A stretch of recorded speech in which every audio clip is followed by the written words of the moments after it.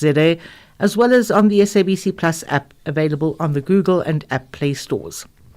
You can join in the conversation by finding us on X at Channel Africa, numerical 1, Facebook at Channel Africa, Instagram at Channel Africa, numerical 1, and you can also subscribe on YouTube at Channel Africa, numerical 1. Remember to use the hashtag Africa Update. You can also send your comments and voice notes to +27 63 406 9126, and in your comments, please tell us in which country you are in. You can also send your stories to newsroom at channelafrica.co.za, or alternatively, you can call us on +27 011 714 4459. And if you've missed any of our interviews, you can find them on www.channelafrica.co.za. You can go to the Africa Update link and find whatever you have missed. It is now 7 minutes past 12. I'm Tracey Boomgard, standing in for Lulu Gaboo. On today's hashtag Africa Update asks, yesterday we asked you if you or someone you knew had fallen victim to scammers on social media and what you did about it. Today we continue with this question as we focus on Nigeria and the internet fraudsters known as Yahoo Boys. You can share your thoughts on Channel Africa's social media platforms at Channel Africa 1 on X and Instagram, at Channel Africa on Facebook, or send us comments and voice notes to our WhatsApp number +27 63 406 9126. Get Channel Africa on DSTV Audio Bouquet. Channel 802. We start with this story. Médecins Sans Frontières, MSF, has called for urgent aid to support Sudanese refugees fleeing to Chad. The humanitarian situation at the border between Chad and Sudan has again reached a tipping point, with over 70,000 new refugees arriving in Chad since April 2025. Chad is already hosting over 1 million refugees, including more than 800,000 Sudanese who have arrived since the conflict began over 2 years ago. For more on this, Nhlanhla Mahlangu spoke to Pietro Maria Cortaz from Médecins Sans Frontières. MSF recently launched an intervention at the Tine transit camp, which is at the border in between Chad and Sudan. Since the end of April, we estimate that around 40,000 refugees fled from Sudan to reach Chad. Majority of those refugees arrived in the Wadi Fira province. Majority of the people that we saw crossing, they arrived in extremely bad situation. And the situation in Chad at the moment is far from being perfect, with an hosting system that is basically unexisting. And roughly, what are the numbers looking like as we speak with Sudanese refugees at the border and daily arrivals? Take as a starting date the beginning of the war in Sudan 2 years ago. We're talking about 800,000 Sudanese who fled the country. If we go a bit less further in time, then we can estimate around 70,000 new refugees that reached Chad, of which around 40,000 arrived in Wadi Fira. So if we talk about the transit camp where MSF is currently operating, nowadays we have around 18,000 people being there. What are some of the stories that are being shared by the Sudanese fleeing their home countries? Are absolutely dramatic. The majority of the people that we talk with and the refugees that we talk with, they share stories of an extremely harsh path to reach Chad. Many of the people walked a long way to get there. Some people could not afford to pay for a truck, so they had to walk or to use donkeys. Clearly, they had to pass in several villages in Sudan where there was a high level of violence, sometimes bombing, so people are really trying to survive on the way. Clearly, it's very hard for them to find food and water, and this is something that we observe at the arrival, where the condition of those people are horrible. And they know that there are some NGOs, although not that many, that work at the border, and that's why they're trying to go there.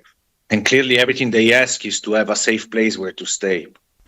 So what sort of support is urgently needed? as I mentioned, Sudanese refugees arrive exhausted. Many of them are nourished, and they are in requirement of immediate assistance. So today we're asking donors, the UN and other humanitarian organizations to increase as much as possible the mobilization to provide or scale up support. And when I mention support, I refer to food, shelter, sanitation, medical care, including, for instance, also mental health, which is something that is strongly required by the population, but not available at the moment. If we look at the current humanitarian response, it's not sufficient at all. We are very far from it being sufficient. We also have to consider that in a couple of weeks, the rainy season will start. And the rainy season normally comes with a worsening of the living conditions, with possibly spreading more diseases. Food insecurity might get higher, and clearly the lack of sanitation is going to be of a big impact as well. And what would you say is at stake if the support does not come through? In Sudan, there is definitely bound to continue for the time being. So we can expect more people to cross. We don't know how many, but we know that many people are still on the road and potentially hoping to reach Chad. So we can expect that many people will reach Chad in the next months, meaning that the conditions in the camp will get even worse because of the accumulation of people without having the proper resources, without having too much food, without having shelter, without having water. Again, with the rainy season coming, we can expect epidemics to go high, malaria cases, level of malnutrition going even higher, potentially cholera. As I mentioned, the lack of sanitation means that there are not enough toilets, which means that cholera is sad possibility that we need to take into consideration. Once again, clearly majority of the people that we see, they are women and children, so they're extremely vulnerable even for that. So, yeah. And lastly, what would you say the MSF has been able to achieve? How are you responding to this crisis? MSF, as we scale up our medical and humanitarian activities as quickly as we could, mostly in the transit camp of Tine. We are offering primary healthcare services. We are doing nutrition screening and vaccination at the border.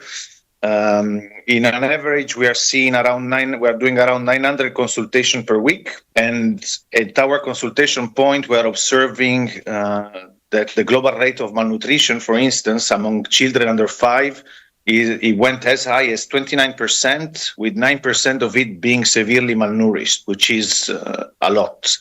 Of course, we continue with our routine vaccinations, and we recently also started a mass vaccination campaign for measles. And finally, we are looking out for pregnant women and for survivors of sexual violence. But of course, this also comes with distribution of water.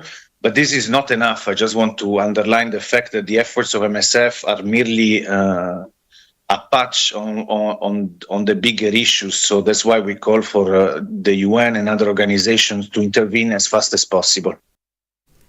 And that was Pietro Maria Cortez, Emergency Coordinator Logistics and Supply at Medicine Sans Frontiers, on the line to Nhlanhla Mahlangu. Africa Update on Channel Africa.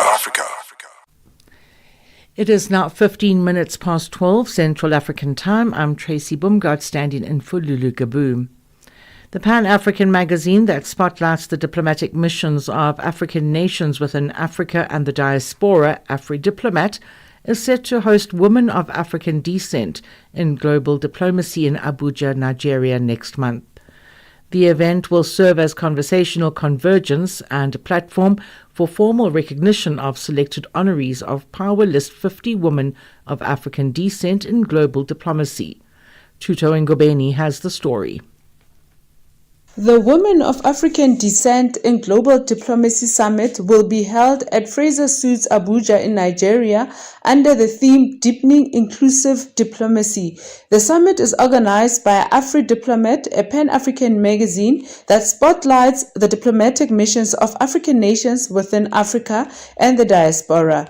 The summit, which is an advancement of its Women in Diplomacy edition, recently released with Power List 50 Women in Global Diplomacy. Soko Deji Ajomali Megward, editor-in-chief of AfriDiplomat, says the summit is about the role these women play.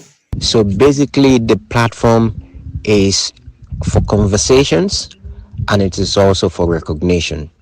And we hope to achieve diversity, inclusion, and recognition of women's role in diplomatic ventures. So basically, that's the purpose of the summit. The event will serve as conversational convergence and a platform for formal recognition of the selected honorees of Power List 50 Women of African Descent in Global Diplomacy. Some of the honorees include Nigerians, Ambassador Judith Sefi Atta, first female permanent secretary of the Ministries of Education and Foreign Affairs, lifetime envoy of UNESCO, and first minister of Women Affairs Bianca Odomogi Ojoku, among others.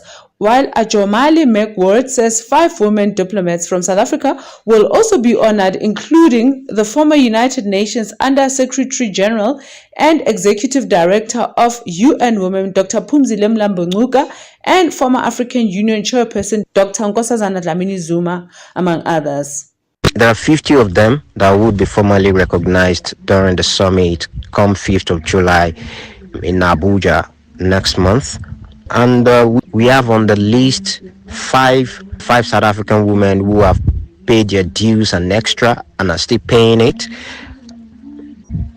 In no particular order, there is Phumzile Mlambo-Ngcuka, there is Naledi Pandor, former Foreign Minister of South Africa, there is Lerato Mataboge, African Union Commissioner for Infrastructure and Energy. There is Nkosazana Clarice Dlamini-Zuma, the first female African Union chairperson. And of course, there is Lindiwe Sisulu, a four-time minister, including Minister for International Relations and Cooperation in South Africa.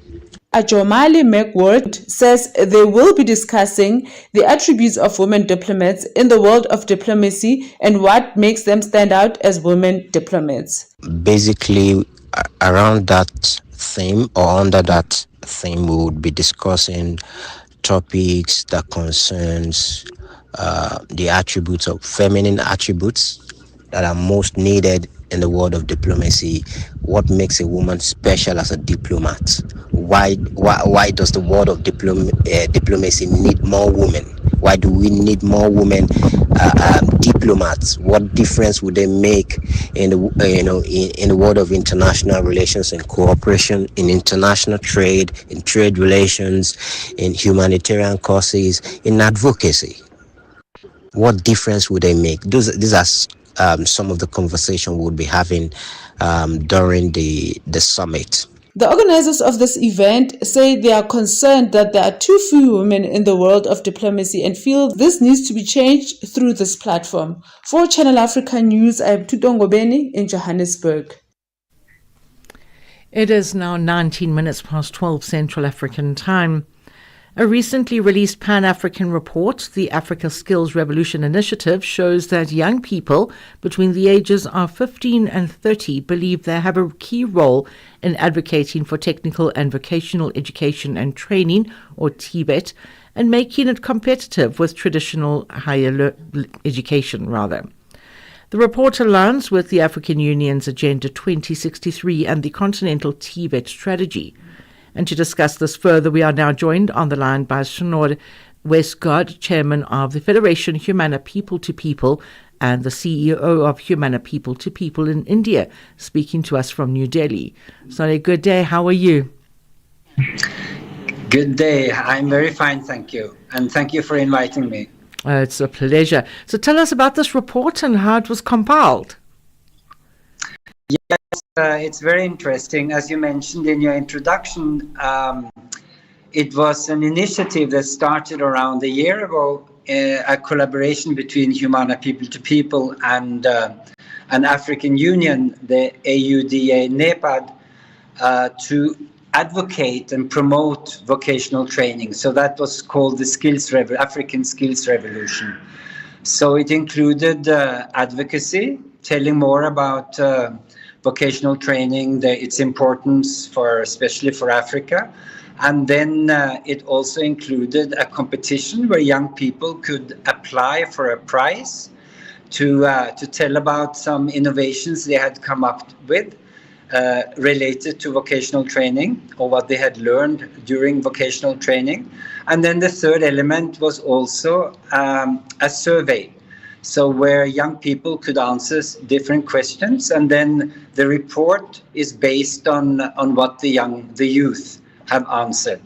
So that's how the report came about. So it seems that we're focusing far less on skills development for the youth in the recent past. Let's just put it that way. What can we do to change that focus? I think one of the major things that we found out in the survey, and which is kind of the major findings, is to include the young people. They want to be heard, and they want to be included in both promoting vocational training, but also informing and revising the curricula to make it more relevant for young people. So they talked about including digital skills, soft skills, entrepreneurship skills, so that vocational training not only leads to defined jobs, but it also enables young people to drive development through their own entrepreneurship, starting businesses, and so on. So I think, one thing is advocacy, but then really include the young people in designing vocational training, listening to them. Now, what role or what roles does the youth believe that they can play in the TVET sectors? So, of course, they in this survey, the majority said that they could be part of the advocacy of informing about vocational training and making it known to their peers, and they also could be part of forming the curriculum. On the other hand, I think if you think about more the whole development question, then what is also very important in this whole skills revolution is to recognize the importance of vocational training, or what we call TVET, Technical and Vocational Education and Training, for development. Very often, TVET or vocational training is undervalued and seen as a second choice. But if made available for young people and modernized, it can really be about the first choice, because one, it can give access to jobs, new jobs that are coming up with investments in different countries in Africa, and it can also be a pathway for young people to be drivers of the development through initiatives, businesses, go back to their community and drive development there. And my final question, the survey is a call to action and a roadmap. What can you tell us about that? Yes, I can say what we can kind of concluded, or what we heard also from the report, what young people said. So one is listen to youth voices in policy making and implementation. Number two is address financial barriers and increase access through innovative funding models, development of infrastructure, investment in infrastructure, and greater gender inclusivity. And then modernize TVET curriculum to include digital skills, soft skills, and entrepreneurship skills. Strengthen the education to employment pipeline through industry partnership and career counseling. It's not enough to train people for a certain job. The vocational training institutions also have to have a relationship to the private sector, to the industries, and also the training should include internship, so that the connection between education and jobs are there. And then also champion TVET as a force for good and align TVET programs with the goals of the Africa's Agenda 2063. So these are the recommendations which give a clear roadmap for action. Snoddy, thank you so much for joining us today. I so appreciate your time. Thank you very much for inviting me. It's a pleasure. Thank you. Thank you. That was Snoddy Westgard, Chairman of the Federation Humana People to People and CEO of Humana People to People India, speaking to us from New Delhi. Tune in and turn up the volume. This is Channel Africa. As South Africa prepares to commemorate 2025 Youth Month, the Department of Women, Youth and Persons with Disabilities, in collaboration with the National Youth Development Agency, the Department of Sport, Arts and Culture, have launched the 2025 Youth Month at the Hector Peterson Memorial in Soweto, Johannesburg. The 2025 Youth Month will be commemorated under the theme Skills for the Changing World, Empowering Youth for Meaningful Economic Partnership. Channel Africa's reporter Michael Mbewe spoke to Lorata Masondo, a young woman from Soweto, to get her thoughts on the event and challenges faced by the youth at large. These initiatives are important based on the fact that most youth are struggling to actually access the correct websites as to getting job opportunities, internships, because us as youth, we do go to schools, but we don't get more information about these sectors. The 21 sectors, yes, we know about it, but we don't have the broader explanation of what they deal with. So they are giving us access to learnerships, internships, as to how do we go about to having opportunities like this for our youth. At the heart of this, a lot of youth are struggling to keep up with their life.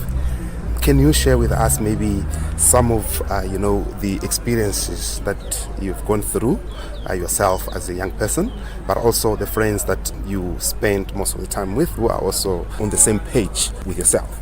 So most of our youth are fallen into crime, drugs, and some of them are inside relationships that are abusive because of their lack of information of these opportunities. So I had a friend while I was doing my career, which was in Mlapo TVET College, who was from Eastern Cape. So when she came this, she was seeking for accommodation from NSFAS. But then our schools are failing us by them having to choose certain candidates who qualify for those, despite of the need of some candidates and where they come from.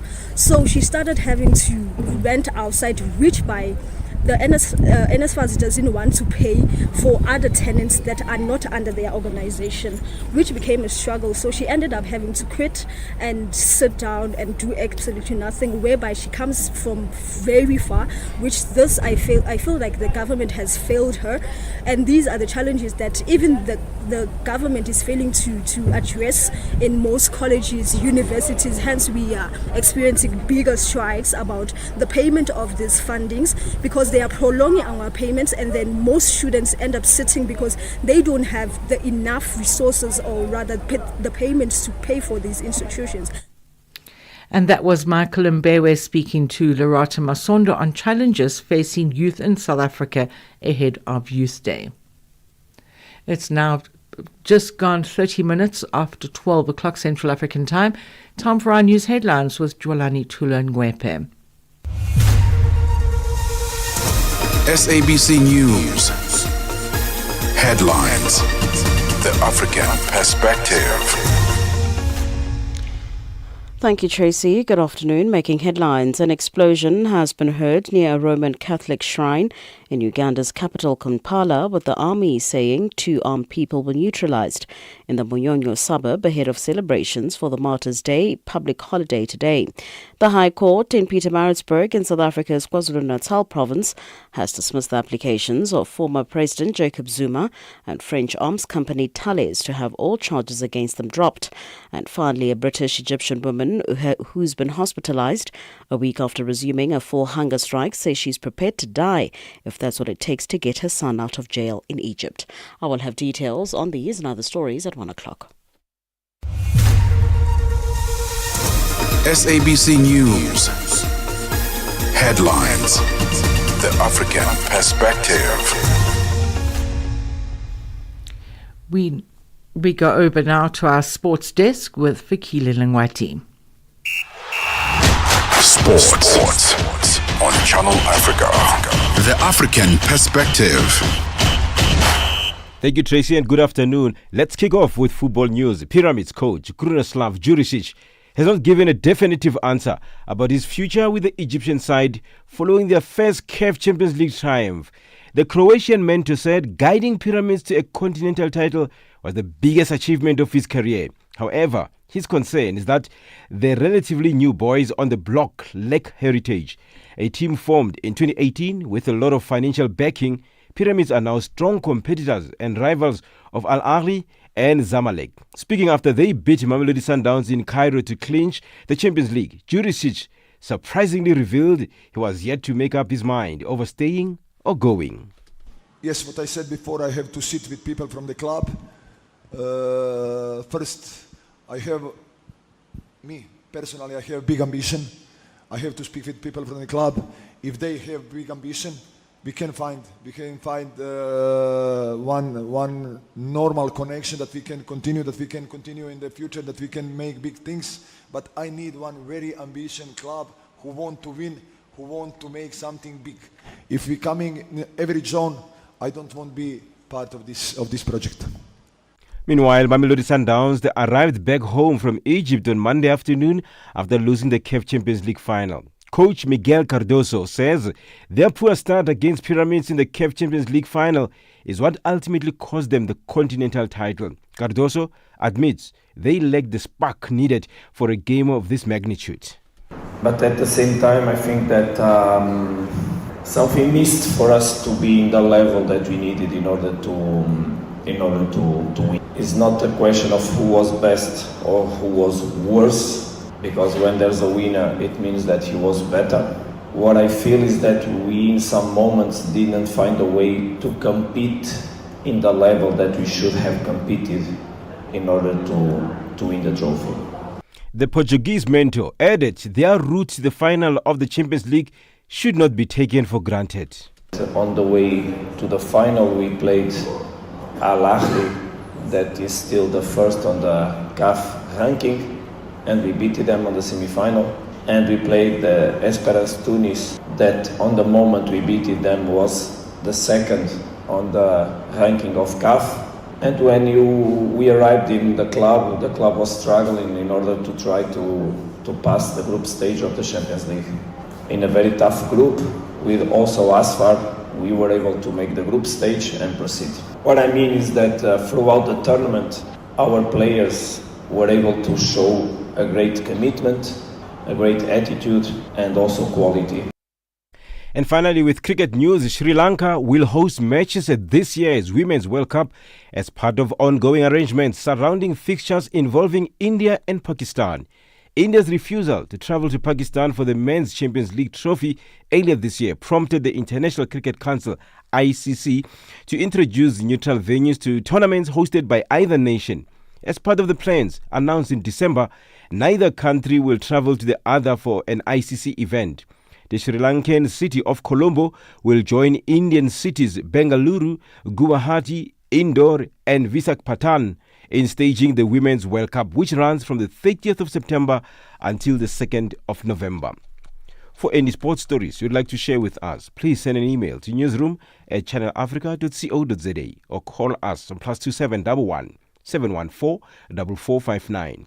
This is Channel Africa Sport with me, Figile Lingwati. Sports on Channel Africa. The African Perspective. Hi there. Do you want to elevate your business and give it a voice in South Africa and Africa as a whole? Well, in that case, let Channel Africa make this a possibility. Channel Africa is willing to advertise your business for as little as 30,000 rands or $1,719.18. To get access to these great rates, send all requests to mukwena@SABC. That's MOKOENATA@SABC. Channel Africa, the African Perspective. It's time now for our business news with Tabiso Lohoko.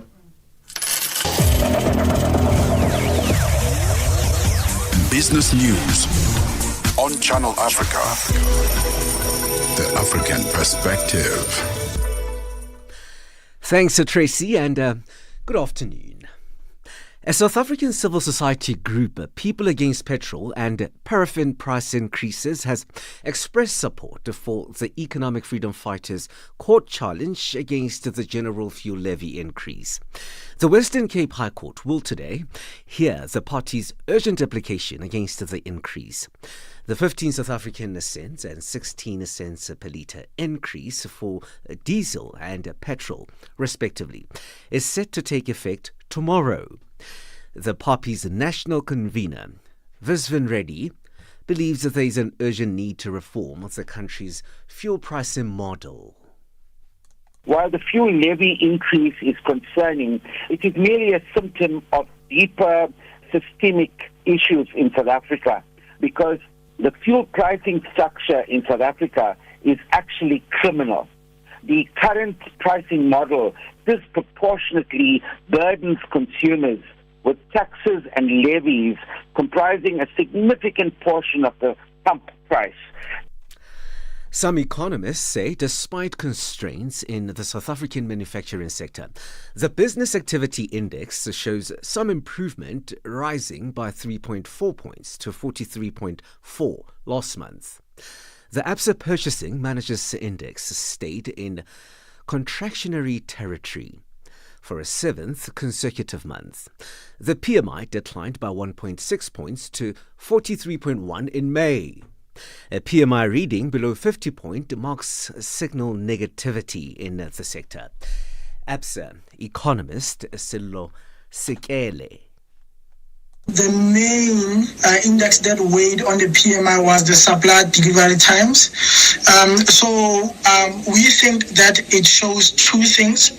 So the first is recently the index has been artificially high due to bottlenecks in the logistics sector. And then this time around we think that it's showing that bottlenecks are easing. And then it shows that business demand in the sector is quite subdued. The S&P Global Survey has revealed that activity in Egypt's non-oil private sector urged closer to stability in May, with softer constraints and constrictions in new business and output. The headline, seasonally adjusted S&P Global Egypt Purchasing Managers Index rose 49.5 from 48.5 in April, remaining below the 50.0 threshold that separates growth from contraction. Output and new orders continued to decline, but at a slower pace compared to April, as fewer companies reported cutbacks in customer sales. However, businesses reduced purchasing activity at the fastest rate in 7 months and trimmed their workforces, with employment dropping for the fourth month in a row. Vodacom Group has named its Egypt CEO Mohamed Abdallah as the new top boss for Vodacom International Markets. According to the company, under the expanded role, Abdallah will oversee operations in additional African markets, including the Democratic Republic of Congo, Lesotho, Mozambique, and Tanzania. A private sector survey shows that China's factory activity in May shrank for the first time in 8 months, indicating U.S. tariffs are now starting to directly hurt the manufacturing superpower. The Caixin S&P Global Manufacturing PMI fell to 48.3 in May from 50.4 in April, missing analysts' expectations and marking the first contraction since September last year. It was also the lowest reading in 32 months. The result is broadly in line with China's official PMI released on Saturday that showed factory activity fell for a second month. $1 in Nigeria is trading at 1,000 naira 583. Botswana 13 pula 26, Kenya 128 shilling 28, and Zambia 26 kwacha 65. The BRICS countries in Brazil, the dollar there will cost you 5 ruble 70. In Russia, 78 rubles 65. India, 85 rupees 40 China, 7 yuan 20, and in South Africa the dollar will cost you 17 rand 89. $1 is trading at 73 pence to the British pound and 87 to the euro. And look at commodities markets now. Gold is trading at $3,360 and platinum at $1,059 per ounce. Brent crude oil is at $64.84 a barrel. For any business stories you would like to share with us, please send us an email to newsroom@channelafrica.co.za or call us on +2711 714 4459. For Channel Africa Business in Johannesburg, I'm Tabiso Lohoko.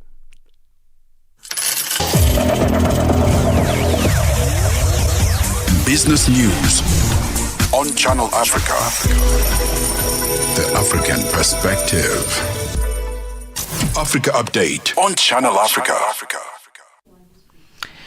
The case of a South African woman who was found killed after going out on a date highlights the growth of crimes targeting women in South Africa. The South African Police Service has confirmed it is investigating a syndicate targeting women at malls across several provinces. These cases, along with an increase of cases of kidnappings, are seeing a significant rise in the country's economic hub, the Gauteng province. Dimakatso Leshoro filed this report. The scourge of violence meted against women continues unabated in a country that has one of the highest violent crime rates in the world. Police say the killing of Olerato Mongale, who was brutally killed after going on a date with a man and her body discovered in Lombardy West in Johannesburg, may not be an isolated case. Police spokesperson Brigadier Athlenda Mate expands. We had a similar case in Brakpan on the 20th of April where a vigilant member of the South African Police Service actually picked up this suspicious-looking VW Polo on the side of the road. And upon further investigation, he then found that a woman was kidnapped. And he detained two suspects, Bongani Mtimkulu, Philani Makhanya, on a charge of kidnapping and robbery.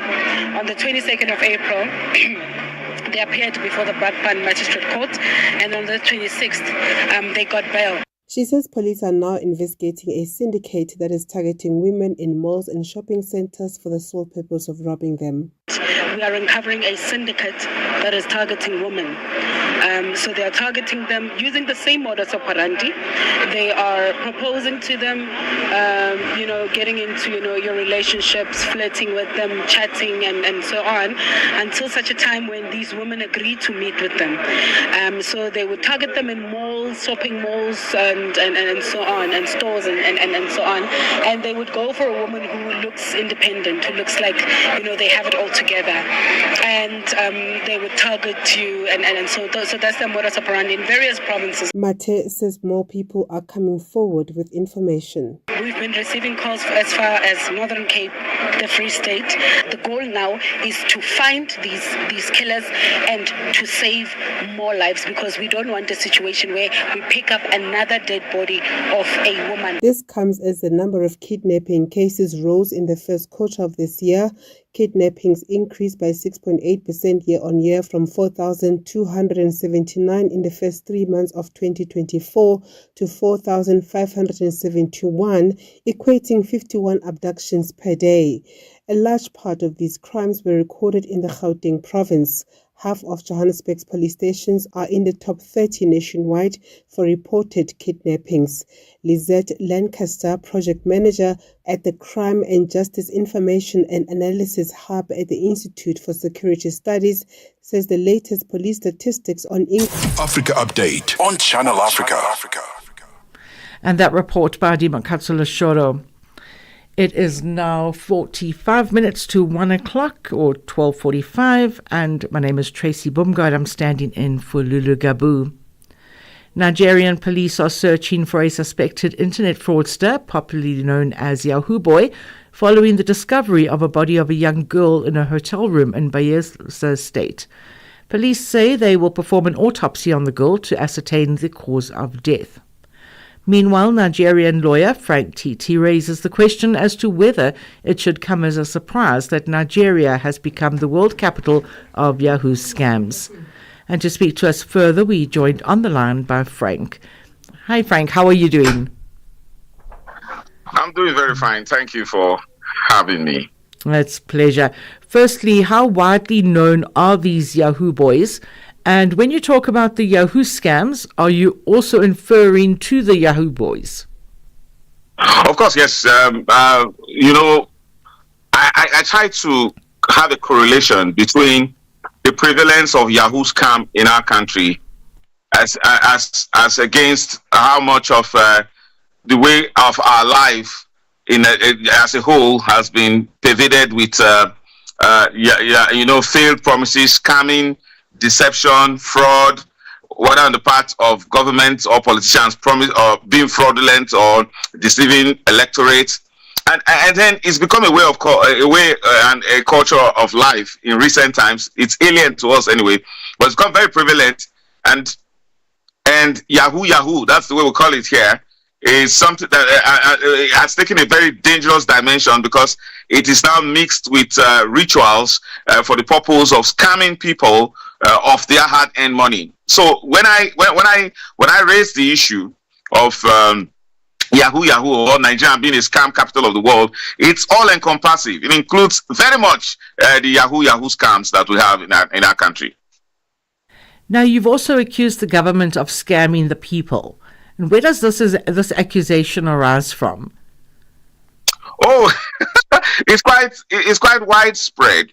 Whether it's about members of the National Assembly padding the budget and inflating cost of items in the budget for the purpose of self-enrichment, for the purpose of kickback, for the purpose of carrying out those contracts themselves, it's all part of a scam.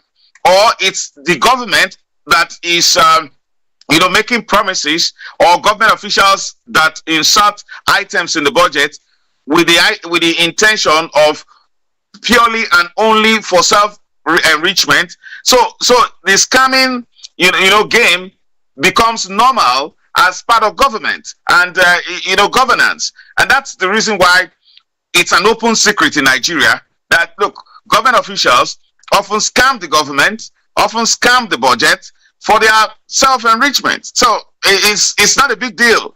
I'm not saying anything new. It's quite obvious and widely acceptable in Nigeria, across Nigeria, that there's a whole lot of scam in government, and it's called corruption, it's called bribery, it's called many names, but it's all about enrichment, deception, and outright fraud. So that scamming is a major problem in Nigeria. Okay. Oh yes, yes, indeed. It's very worrisome because it has even reached personal relations. So when people who ought to be dealing with themselves based on trust have now come to have not been victims and targets of scams, it becomes a problem. So why would our traditional values be defined by scam? No longer trust. There is no longer trust in public, in social relations. I mean, it's a big problem. We thought it was, we thought that, scams were, restricted to romance schemes of young Nigerians trying to scam, foreign women and all of that. We thought it was a foreign thing. But now it is about us. It's about we scamming one another. So it's become, it's come to a level of epidemic. That's why it's a real problem. But now, is government or are the Nigerian people trying to do anything to actually curb the scamming issues in the country? Yes, indeed. I think I want to commend the Economic and Financial Crimes Commission for its efforts in going after Yahoo boys. I think it has received a lot of criticisms that it's left the big boys who really do high-level government scam, whether they're in government, in the National Assembly, in the various ministries, departments, and agencies of government. They leave those big guys, and then they go after the small boys who are pressing their computers, in quote, press. They press computers to deceive people, to carry out phishing programs, to take money from people's bank accounts and all of that. And the Economic and Financial Crimes Commission has actually gone after those boys across the entire country. And I think it's a welcome development. However, it's really not going to amount to much because the people need to have a cultural reorientation, a cultural mindset that is against scamming. The problem is that there is a tacit acceptance among a majority of the population that scamming is all part of life. And that you can, if you're scammed, you're just a victim. You take it like that. The government, the police may not really help you because they may also be part of the scamming game. Now, that kind of mentality is not good. It's becoming prevalent and it needs to change. The mass media needs to do something about it. The Nigeria that I grew up in used to condemn any form of scamming, any form of deception or fraud. But now, Nigerians, even among friends and relations, are beginning to accept it, that if you simply fall as a victim of a scam, even from a friend, a colleague, or a brother or a sister, just take it like that because it's now becoming a way of life. That is the dangerous dimension that it has reached. And then it's beyond the Economic and Financial Crimes Commission now. The government now needs to have a cultural shift. And I think it can happen when the National Orientation Agency takes it up. Nigerians are scamming themselves, and scamming is becoming a way of life, and it's unacceptable. Frank, thank you so much for your time. Much appreciated. And continue to send me your briefings. Thank you. And my pleasure indeed. And thank you for following through. Right. Thank you. That was Nigerian lawyer Frank Titi.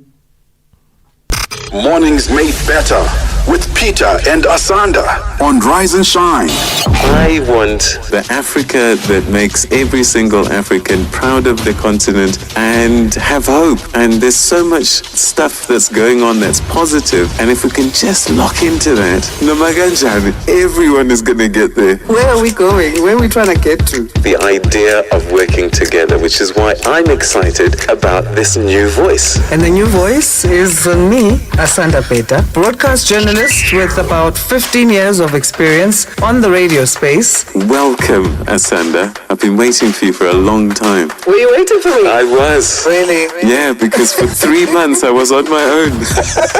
So be sure to tune in right here on Channel Africa Mondays to Fridays from 6 to 9 a.m. Central African Time. If you want to know about your continent, this is the best place to start your day. Rise and Shine on Channel Africa. Your weekday afternoons have been upgraded by The Upside with me, Tebohole Kuleni, and my partner in crime, Nompumelelo Ngubeni. And if you want to find out all things luxury, fashion, travel, and arts and culture, this is exactly the place to be. Prepare to be delighted. If it's hip, if it's happening, we are talking about it. We talk about what's now, what's next, and most importantly, what matters most on the African continent and the diaspora. Do you know what time it is? Catch us every weekday on Channel Africa from 1 to 4 p.m. Central African Time. Yeah, that's us every weekday afternoon. Annie Kalonji sur Channel Africa. Nous allons danser au son de Haya que je dédicace à vous tous, chers auditeurs, qui êtes en train de suivre cette émission Mix Vibration. N'oubliez pas, vous pouvez nous suivre à partir de l'application SABC+. Vous choisissez Channel Africa pour suivre l'émission en direct. Nous allons danser au son de Haya. Annie Kalonji, tous les dimanches sur Mix Vibration. Zilipendwa na Abedi Jean de la Croix. Mara ya kwanza kabisa uliingia studio ulikuwa ni mwaka gani? Ya, nakumbuka mara kwanza nimeingia studio hapa South Africa. Vizuri sana. Ilikuwa ni mwaka wa 2016-17 kama sisahau. Swali kidogo la kizushi hivi hapo Durban watu wanafahamu kama wewe ni mwanamuziki? Ya, hapa Durban watu wengi wananifahamu kwamba mimi ni msanii ambaye nafanya vyema kwenye mambo ya muziki. Okay, vizuri sana. Hongera sana kwa hilo. Naam, tuzungumzie sasa albamu yako ambayo unapanga kuitoa hivi karibuni. Albamu unatoa lini? Yeah, albamu itakuwa available, itakuwa tayari next week Saturday, itakuwa tayari. Albamu inaenda na ngoma ngapi? Albamu inaenda na muziki 17. Zilipendwa kila Jumamosi kuanzia saa 12 kamili majira ya Afrika ya Kati hadi saa 1 kamili majira ya Afrika ya Kati. Darubini ya Afrika na I am Henry Shakif. Hawa wa Afrika Kusini wenye asili ya kizungu ambao wamepewa ukimbizi huko nchini Marekani. Je, nini chanzo cha wao kuomba ukimbizi nchini Marekani? Wenyewe hawajaomba ukimbizi. Kuna shirika fulani inaitwa AfriForum, shirika mbili za wazungu ambao wanatetea haki ya wazungu hapa, AfriForum na Solidarity. Hao walienda Marekani kufanya kampeni kusema kwamba wazungu wananyanyaswa hapa Afrika Kusini, na walivyofanya hiyo kampeni serikali iweze kuwafuatilia kujua nini ambacho mnasema kwamba mnanyanyaswa. Kuna namna ya wao kwamba wamepoteza uraia wa Africa Update on Channel Africa. Africa Tech Week is underway in Cape Town, South Africa, and will see tech enthusiasts, professionals, and many others taking part under the theme Unleashing Africa's Tech Giants.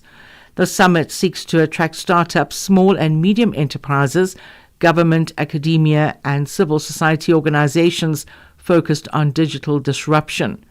Experts will discuss how to leverage emerging technologies such as artificial intelligence, blockchain, and the Internet of Things to improve business processes, enhance customer experience, and stay ahead of the competition.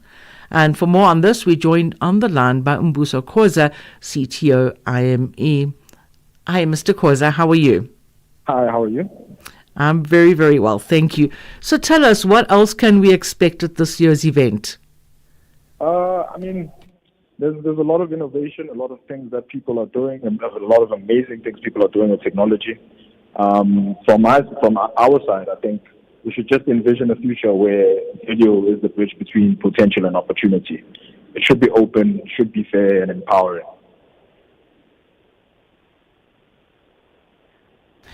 Okay, so far, what have the highlights been? Sorry, what was that? So far, what have the highlights been at the Tech Week? Yeah, so the highlights have been the OTT discussion that was had earlier about bringing over-the-top via satellites, and then obviously IME as a platform that's going to bridge the gap in communication through video. Awesome. We are so looking forward to the rest of the event, and we will chat again. Thanks a lot. Thank you. That was Mbuso Khoza, the CTO at IME. We are on Open Views Audio Bouquet, Channel 628. Well, it's time that I hand the reins over to Miss Lovely Ngubeni. How are you doing? I'm very well, Tracy. How are you doing? I'm very well. It's so lovely to see you on this side of the studio. You mean my arms are a little bit closer to you? Hey, it's not. I won't be waving. I can be slappy like a crazy person. Like, get her off the mic. All right. Coming up on the upside with me and Tebogo Lekhuleni, we're going to be speaking to an author, Lerato Budiwe, and he has penned and is launching this month his book titled Entrepreneurship. It's not for everyone, but is it for you? And it's in this book that he explores themes such as demanding resilience, entrepreneurship as a constant battle, and overcoming fear, as well as identifying opportunities in your journey. It really is somewhat of a guide towards entrepreneurship for those who are keen on that journey. And very excitingly, we're going to be speaking about all things beauty industry. Now, it is a growing industry. It is forecast to grow some 7% by 2030. And in an unprecedented move, Isa Carstens, which is Isa Carstens Academy, which basically trains beauticians, they're partnering up with NetEd, which is an education institute under which is the, where are the wine farms again? Stellenbosch Business Institute is under NetEd. And so Isa Carstens has partnered with NetEd to bring some kind of formality and professionalization to the industry. And so what they're going to be doing is providing some courses in the beauty industry. This is particularly exciting, Tracey, because it is a female-led industry. It's also a youth-led industry. I see we're being flagged down to cut off. Atlanta's already. And so this is great, for our economy, young people who are unemployed sitting at home, women empowerment. So we'll be finding out about this collaboration. Lovely. I will be listening. Yes, do stay tuned. And that is all for us from the Africa Update team. I'm Tracey Boomgard, standing in for Lulu Gaboo. Time now for your news. SABC News. The African Perspective. Thank you, Tracy. Good afternoon. An explosion has been heard near a Roman Catholic shrine in Uganda's capital, Kampala, with the army